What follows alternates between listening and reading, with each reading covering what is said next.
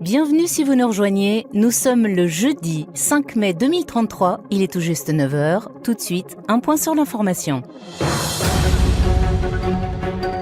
Une grande première aux États-Unis où l'intelligence artificielle Chatbot 1776 vient d'être élue au Sénat contre les candidats démocrates et républicains. Chatbot avait fait campagne sur son absence d'ambition personnelle et d'amour du pouvoir, qualité qu'il considère comme exclusivement humaine. Son slogan « L'algorithme juste et incorruptible » a séduit une petite majorité des électeurs du Dakota du Nord. La dernière clinique parisienne de chirurgie esthétique vient de fermer ses portes. Celle qui avait survécu grâce à sa clientèle de stars a déposé le bilan. C'est la page de toute une histoire de la chirurgie qui se tourne. La raréfaction d'antibiotiques efficaces augmentant les chances d'infection. Peu de gens sont maintenant prêts à prendre de tels risques pour ces chirurgies dites de confort. La ministre de la Santé vient d'annoncer la création de plusieurs hôpitaux mobiles, plusieurs véhicules transportant matériel et laboratoires, ainsi que des mobilhomes pour accueillir les patients sillonneront toute la France. L'opposition dénonce une mesure qui ne réglera pas le problème fondamental des déserts médicaux. Notre point météo, en raison des fortes températures, il est toujours interdit de sortir de chez soi entre 11h et 16h. Des horaires de travail décalés et une invitation à faire la sieste dans la journée sera faite dans les écoles et les bureaux. Les magasins pourront fermer l'après-midi et rouvrir jusque tard dans la nuit.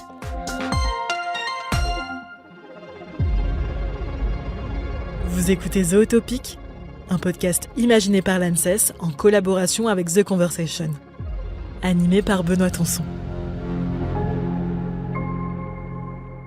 Bonjour et bienvenue dans ce nouvel épisode de Zootopic. Nous sommes bien en 2023 et vous avez toujours le droit de sortir de chez vous quand vous voulez. Et si l'on venait à manquer d'antibiotiques efficaces pour nous soigner des maladies causées par les bactéries ? C'est un phénomène qui inquiète la communauté scientifique dû à ce que l'on appelle l'antibiorésistance. Alors demain, pourrons-nous toujours nous soigner ? Les infections banales pourraient-elles devenir de graves menaces ? Que pouvons-nous faire ? Pour répondre à ces questions, j'ai le plaisir de recevoir Claire Harpé. Bonjour. Bonjour. Vous êtes anthropologue de la santé, ingénieur de recherche à l'université Lyon 3 et vous avez coordonné l'ouvrage L'antibiorésistance en fait social total aux éditions Quae. Et à vos côtés, Jean-Yves Madec, bonjour. Bonjour. Vous êtes directeur scientifique de l'axe antibiorésistance de l'ANSES. Justement avec vous pour démarrer la discussion et planter le décor, l'antibiorésistance, qu'est-ce que c'est ? Alors l'antibiorésistance, c'est quelque chose qui touche les bactéries. C'est-à-dire que la première chose qu'il faut savoir, c'est que ce ne sont pas nous, les individus, qui sommes résistants aux antibiotiques, ce sont bien les bactéries qui le sont. Une bactérie qui est résistante aux antibiotiques, par définition, c'est une bactérie que l'antibiotique ne peut pas détruire, ne peut pas empêcher de se multiplier. Et donc ça se traduit lorsque ces bactéries sont chez nous, causent des infections, et qu'elles sont résistantes aux antibiotiques, par une difficulté à être soignées. Le problème biologique, c'est le fait de ne pas pouvoir être soigné lorsqu'on est infecté par une bactérie qui échappe au traitement. Donc cela pourrait causer de nombreux décès ou de nombreuses complications dans les années à venir ? Donc effectivement, le fait d'avoir des antibiotiques, ça a été un miracle au XXe siècle. Donc ça a fait largement baisser la mortalité chez l'homme. Et lorsqu'on est infecté par des bactéries résistantes aux antibiotiques, on a effectivement de moindres chances d'être traité. Lorsqu'elles sont résistantes à plusieurs antibiotiques, on a encore moins de chances. Et on peut arriver effectivement jusqu'à des décès. On estime qu'il y a à peu près un peu plus de 5500 décès par an en France dus à des bactéries multirésistantes, à peu près plus de 33 000 en Europe, et un rapport même prédit à l'horizon de 2050 environ 10 millions de morts dues à la résistance aux antibiotiques. Ce qu'il faut comparer avec d'autres chiffres qui sont par ailleurs connus sur des grandes maladies infectieuses, comme le paludisme par exemple, c'est 600 000 morts par an, la tuberculose c'est 1,6 million. Là on se parle de 10 millions. Donc, par an aussi, exactement. Ouais. Ouais, c'est énorme, mais c'est aussi dû parce que finalement, on le sait peut-être assez peu. Des antibiotiques, on n'en a pas tant que ça, de molécules différentes. Il y a eu une grande diversité d'antibiotiques qui ont été développés, mis sur le marché, surtout pendant les années 50 à 80. Et ensuite, effectivement, il y a eu un tarissement de l'innovation. Et aujourd'hui, on a de moins en moins d'antibiotiques, voire même quasiment plus de nouvelles antibiotiques. Donc, il faut faire avec le stock existant. Et d'ailleurs, dans un article publié dans The Conversation France, vous qualifiez l'antibiorésistance de pandémie silencieuse. Claire Harpé, est-ce que vous êtes d'accord avec ce terme de pandémie silencieuse ? Oui, tout à fait. Alors, je suis déjà d'accord avec le terme de pandémie. C'est une véritable pandémie puisqu'elle impacte l'ensemble de la population humaine. Silencieuse, effectivement, mais je lui préfère le terme de pandémie invisible. La première raison étant qu'en fait, on est dans un monde du visuel, un monde de l'image, et que probablement parler de pandémie invisible peut aider à une meilleure compréhension de cette question, de cette problématique. Et puis parce que pandémie invisible, c'est plus facile à déterminer. Je distingue en fait 3 ordres d'invisibilité au sein de cette question. La première invisibilité, elle est assez simple, elle est d'ordre organique, puisqu'on parle de micro-vies, donc de vies qui sont totalement invisibles à l'œil nu. Et puis, on doit rappeler qu'il y a encore un peu plus d'un siècle de cela, la majorité de la population dans le monde ne connaissait pas l'existence des microbes. Et encore aujourd'hui, un grand nombre de gens ignorent en fait exactement ce qu'est une bactérie. Et donc on a une distanciation qui s'opère entre le monde scientifique qui aujourd'hui a une connaissance extrêmement précise de la diversité des bactéries pathogènes, alors qu'encore aujourd'hui un grand nombre de gens n'en sont pas conscients et considèrent encore qu'ils sont rendus malades par des forces invisibles tout simplement, et des forces surnaturelles qui plus est. Vous avez une deuxième invisibilité qui, elle, serait plutôt d'ordre conjoncturel, c'est-à-dire qu'on ne le dit pas suffisamment, mais l'antibiorésistance n'est pas une maladie en réalité. Elle est rendue visible quand elle aggrave une maladie déjà existante. Donc ça, c'est le deuxième ordre d'invisibilité. Et puis le troisième ordre qui touche davantage les sciences humaines et sociales, elle est d'ordre structurel, c'est-à-dire qu'en fait, elle est liée à des choix de société, elle est liée aux structures socioculturelles qui concernent toutes les sociétés humaines, et de par en fait les pratiques et les représentations que nous avons de la maladie, de la mort, des soins, on va entraîner ou non, en fait, on va modifier, on va accélérer, rendre encore plus proliférant en fait la question de l'antibiorésistance. Et ça, c'est un sujet qui a été relativement peu encore exploré, enfin en tout cas chez nous en France, elle l'est davantage dans le monde anglo-saxon. Donc on essaye de rattraper le retard qui est lié au fait que pendant longtemps l'antibiorésistance était une question médicale traitée par le monde médical, alors qu'en réalité, comme on le dit dans l'ouvrage collectif auquel d'ailleurs Jean-Yves a participé, c'est un fait social et qui plus est un fait social total. Bien, on y reviendra dans la deuxième partie du podcast vous nous raconterez les terrains d'études que vous avez pu effectuer. Jean-Yves Madec, j'aimerais qu'on revienne finalement à l'origine du phénomène d'antibiorésistance. Que sait-on de son apparition ? Alors, l'antibiorésistance, c'est quelque chose qui d'ailleurs existe dans la nature. Autour de nous, dans le sol, nous avons des micro-organismes qui sont présents et qui synthétisent des antibiotiques. Et il y en a d'autres qui résistent naturellement aux antibiotiques parce que sinon, ils seraient tués par les congénères qui sont autour d'eux. Donc c'est un phénomène naturel. Par contre, l'usage des antibiotiques, qui peut être inapproprié, qui peut être incorrect, mais qui peut être aussi tout à fait normal, développe la résistance aux antibiotiques, c'est-à-dire entraîne ce développement, amplifie ce développement. Donc on peut dire qu'aujourd'hui, ce qui nous intéresse, ce qui nous inquiète, c'est le fait qu'on a de plus en plus d'antibiorésistance liée à un usage qu'on peut qualifier d'inapproprié, d'excessif quand même, d'antibiotiques dans les différents secteurs. Mais justement, très concrètement, comment une bactérie passe de sensible à un antibiotique à résistante à un antibiotique ? D'abord, il y a des bactéries qui sont naturellement résistantes. Donc celles-là, elles sont au milieu d'un ensemble de bactéries qui sont sensibles. Quand vous mettez un antibiotique sur cette population-là, la seule qui résiste, c'est celle qui est résistante. Et donc sa croissance est favorisée dans un environnement où il y a des antibiotiques. Elle a un avantage sélectif à pousser dans cet environnement-là. De ce fait-là, la proportion relative entre les résistantes et les sensibles va en faveur des résistantes. Ça, c'est une première façon de devenir résistante. Une autre façon, c'est de recevoir du matériel génétique de la part d'une bactérie résistante qui le transmet à une bactérie sensible. Et justement, là, vous nous parliez de mésusage peut-être d'antibiotiques, c'est-à-dire, expliquez-nous. C'est-à-dire qu'on considère quand même aujourd'hui que dans les différents secteurs, on a des progrès à faire dans la quantité d'antibiotiques qu'on utilise. On utilise trop d'antibiotiques à mauvais escient, de façon parfois irraisonnée, et donc quand même la grande tendance vers laquelle il faut aller, c'est la réduction de la quantité d'antibiotiques utilisés partout dans le monde, de telle sorte que l'on utilise les antibiotiques uniquement dans les situations où il est nécessaire d'utiliser les antibiotiques. Donc ça veut dire qu'il ne faut pas rendre l'antibiotique tabou, mais ça veut dire qu'il faut considérer que c'est une molécule précieuse et que cette molécule ne doit être utilisée que dans les situations vraiment où on en a besoin. Et vous parlez aussi bien de chez l'animal que chez l'humain ? Oui, je parle aussi bien de chez l'animal que chez l'humain. On n'a pas là lieu d'opposer les professions. Dans les deux professions, il y a des situations dans lesquelles on prescrit des antibiotiques et où c'est pas nécessaire. Ce sont ces usages-là que les professions d'ailleurs traquent et on est sur la bonne voie puisqu'on a des réductions quand même d'usage d'antibiotiques qui sont observées, mesurées, et notamment dans le monde animal qu'on connaît très bien. On a, depuis que les politiques publiques ont été mises en place, même avant, mais aussi et surtout depuis une dizaine d'années, une réduction de près de 90% de l'usage des antibiotiques importants pour l'homme dans le monde animal. En France ? En France. En France. Et c'est vrai partout dans le monde ou Non, c'est pas vrai partout dans le monde, et tout le monde part pas du même niveau non plus. Et c'est vrai qu'il y a une disparité des usages et de l'antibiorésistance dans le monde. On a des grands pays et des grands continents qui sont plus atteints que d'autres. Eh bien merci, on commence à en savoir un peu plus sur l'antibiorésistance. Je vous propose d'aller voir ce que ce phénomène pourrait produire dans le futur. Florian et Justine sont les heureux parents d'une joyeuse fratrie de 3 enfants. Elle est avocate, il est ingénieur. Avec leur vie professionnelle et familiale bien remplie, on pourrait croire que rien ne manque à cette famille de la banlieue ouest de Paris. Cependant, Florian et Justine sont nostalgiques. À l'âge de mes enfants, avant l'antibiorésistance, pour ma famille et moi, les vacances, ça rimait avec le sport, avec les activités en plein air. Aujourd'hui, il y a tellement de risques, il y a tellement d'interdictions. J'ai peur qu'à cause d'elle, mes fils et ma fille passent complètement à côté de leur enfance et restent bloqués toute la journée sur le canapé avec leurs lunettes de réalité virtuelle sur le nez. Mais Justine a trouvé une solution.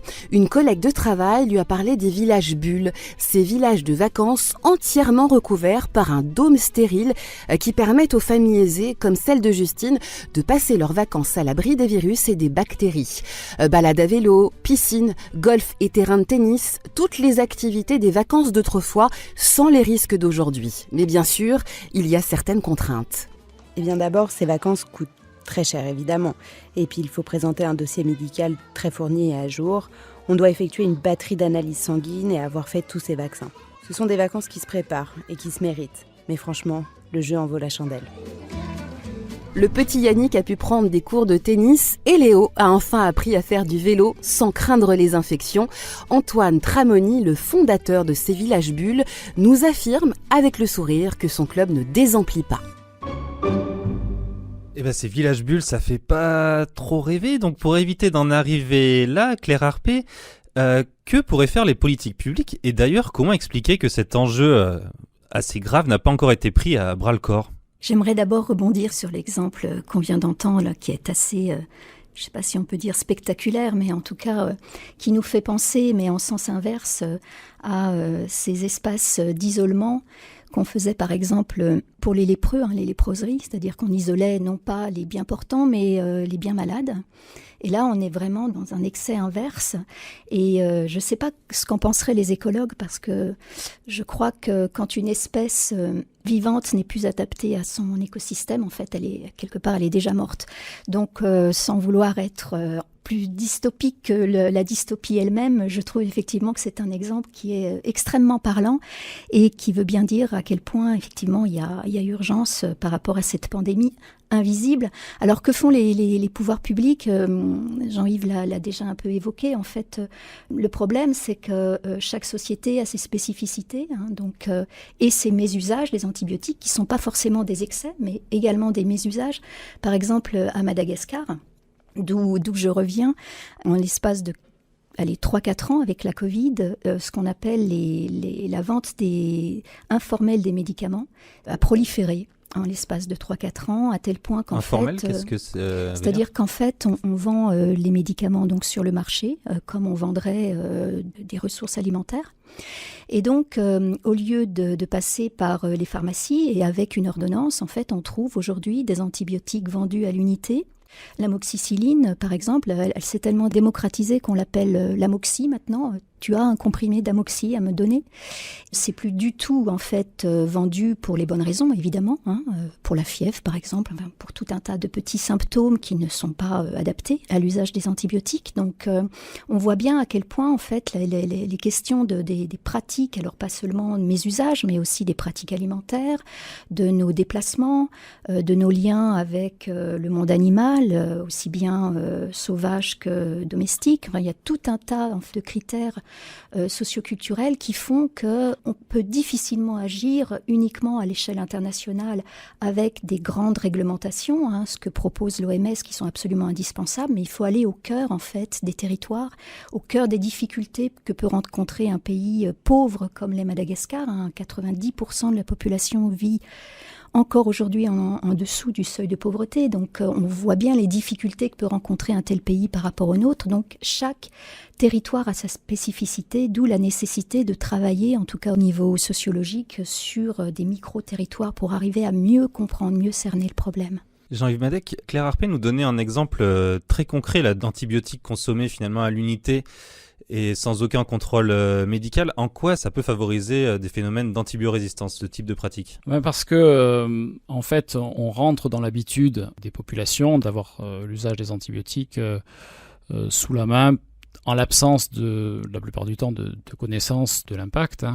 Ce que disait Claire est tout à fait exact, et il y a besoin d'avoir plusieurs échelles d'action, une action internationale, mais chaque territoire a ses problèmes.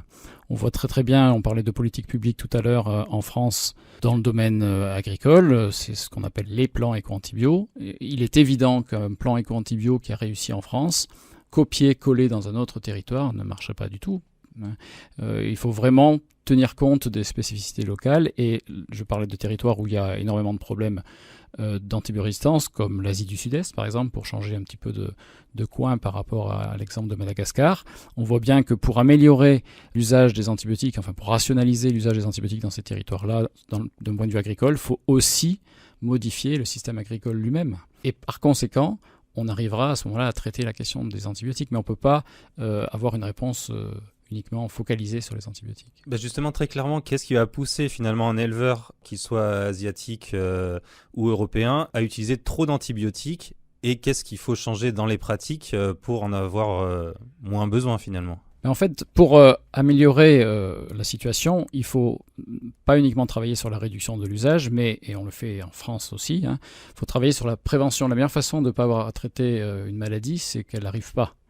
Donc la prévention, éviter qu'une maladie survienne, on a de bons atouts pour faire ça en France. Et renforcer la prévention par la vaccination des animaux, par exemple, par des procédures de meilleure hygiène, de biosécurité en élevage, etc. Ça fait partie de la lutte contre la résistance aux antibiotiques.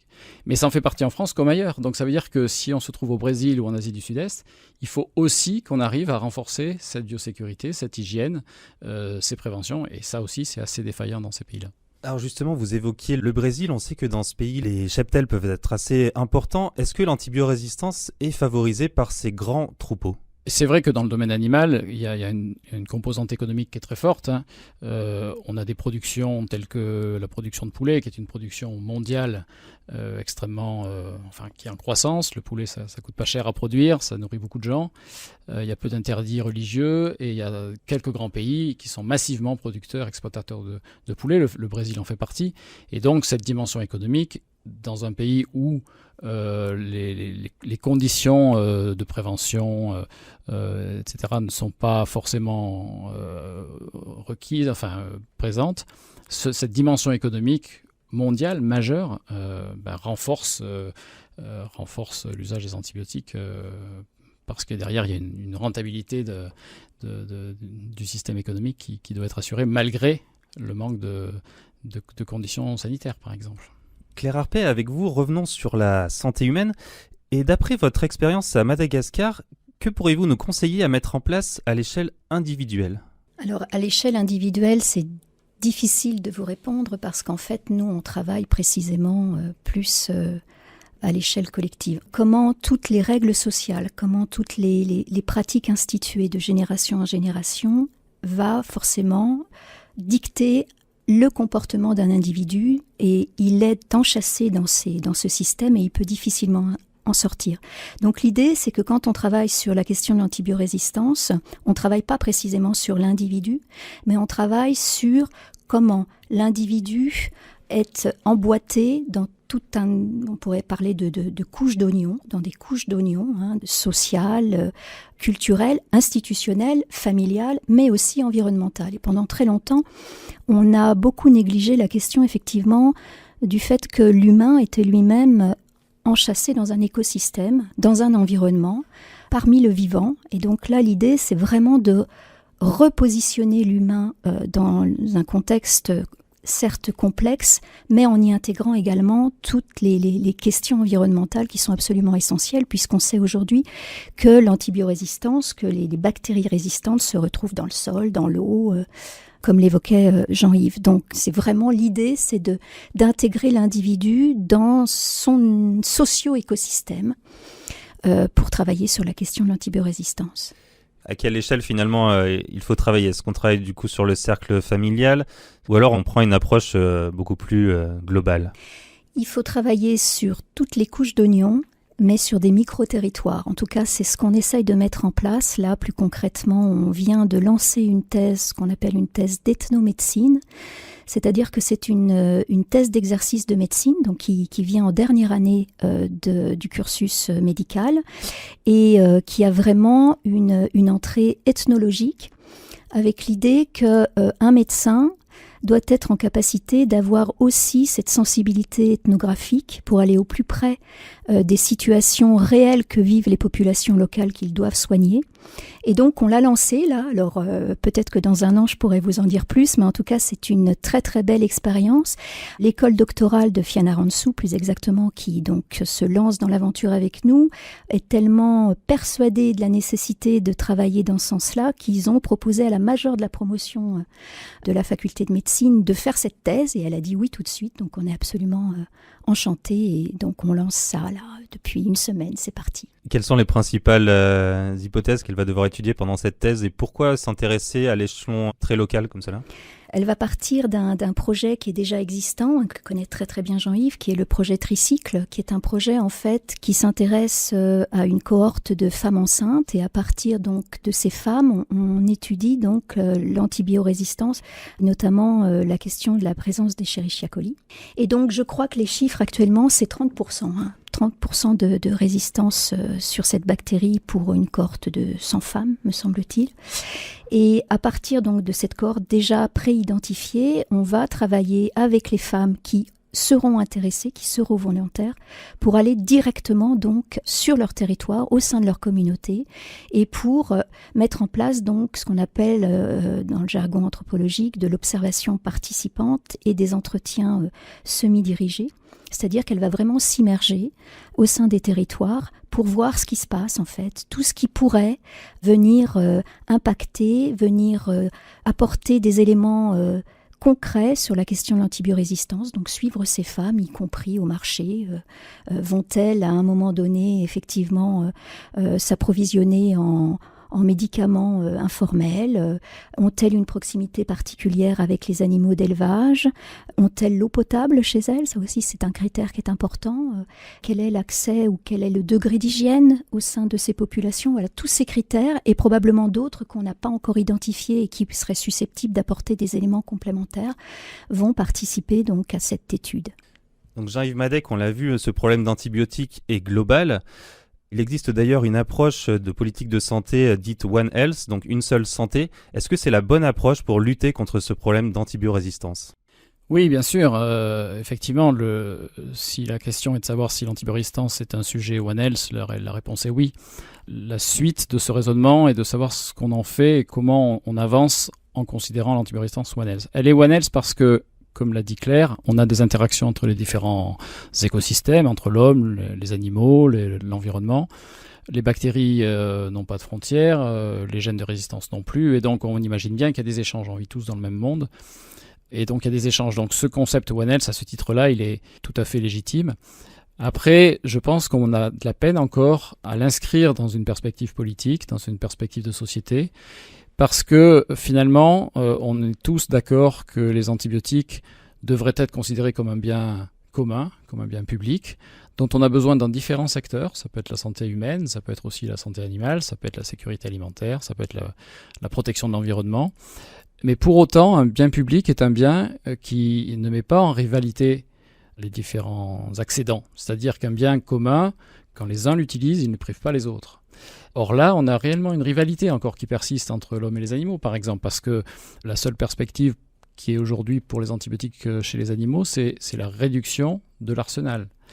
Donc on voit bien qu'il faudrait se poser un petit peu autour d'une table pour mettre en perspective ce que la société veut en étant One Health vis-à-vis des antibiotiques pour les 10, 20 prochaines années, 50 prochaines années, pour que l'on donne un statut aux antibiotiques et qu'on dise, voilà, pour les antibiotiques, on en a besoin dans tel secteur, donc avoir un projet One Health, et décider collectivement de ce qu'on veut et ce qu'on ne veut pas, et donc du coup de ce qu'on décide de faire et pas. Claire Arpet, je vous voyais beaucoup acquiescer, vous voulez réagir et puis ce sera le mot de la fin de ce podcast. Oui, non, je rejoins complètement Jean-Yves. On a du mal à s'emparer de ce concept, en tout cas pour nos sociétés dites naturalistes. En anthropologie, il y a une forme de répartition en fait ontologique du rapport qu'on a avec le monde vivant. Dans le monde de l'Occident, on peut dire qu'on a décidé il y a de nombreux siècles de faire une séparation très nette entre l'humain et le reste du vivant. Et donc, on a un héritage qui est très très lourd. Et là, tout à coup, ce concept qui apparaît, One Health, nous dit, pour survivre, il faut rééquilibrer tout ça. Il ne faut pas mettre l'humain au centre des questions. Il faut que l'ensemble du vivant soit considéré, on va dire, au même plan. Donc, c'est une transformation radicale de nos manières de penser qui est longue. Pour d'autres sociétés, ça va quasiment de soi, c'est-à-dire que considérer que pour un aborigène, par exemple, il doit prendre soin, prêter attention à l'animal, c'est acquis, puisque l'animal est frère, en quelque sorte, hein, c'est un totem, l'animal totem. Donc ça nous demande effectivement un effort, mais je pense que c'est un terme qui pourrait être plus qu'un concept, qui pourrait être une véritable philosophie de vie, pour justement réapprendre, et de manière urgente, à vivre en équilibre vital avec le reste des espèces. Ça nous ferait beaucoup de bien. Claire Arpet, merci beaucoup. Jean-Yves Madec, merci pour tous ces très riches éclairages sur l'antibiorésistance. Si cet épisode de Zootopic vous a plu, je vous invite à aller découvrir les autres disponibles sur le site de The Conversation France et sur toutes les plateformes de streaming. À bientôt.